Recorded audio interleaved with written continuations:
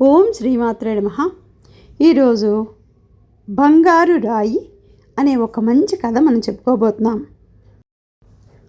ఒక ఊర్లో ఒక చిన్న బాలుడు ఉండేవాడు. అతడు ఎప్పుడూ తన జీవితాన్ని చిన్నదిగా విలువలేనిదిగా అనిపించుకునేవాడు.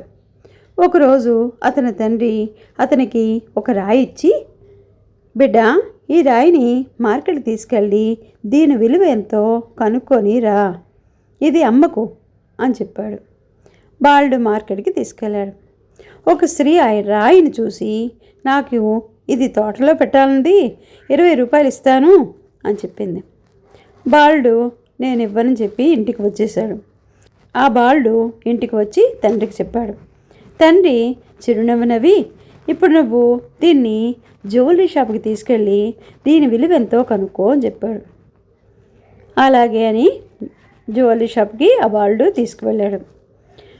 జ్యువెలరీ షాప్ వాడు ఆ రాయిని చూసి ఆశ్చర్యపోయారు.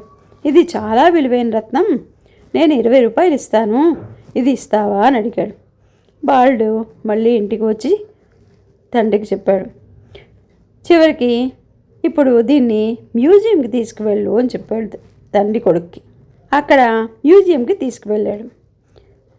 అక్కడున్న అధికారి ఆ రాయిని చూసి వెంటనే ఇలా అన్నాడు, ఇది చాలా అరుదైన రత్నం, ఇది 2 లక్షలు ఇస్తాను, నాకు ఇస్తావా అని అడిగాడు. నేను ఇవ్వను అనుకొని బాలుడు మళ్ళీ ఇంటికి వచ్చి తండ్రికి చెప్పాడు.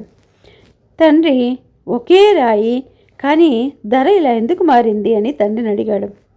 తండ్రి హృదయాన్ని తాకేలా చెప్పాడు.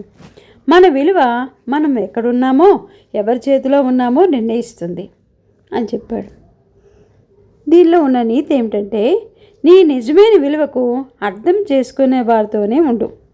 నిన్ను తక్కువగా చూసేవారి మధ్య ఉండకపోవడం కూడా ఒక జ్ఞానం అని చెప్పాడు తండ్రి. ఓం శ్రీమాత్రే నమః.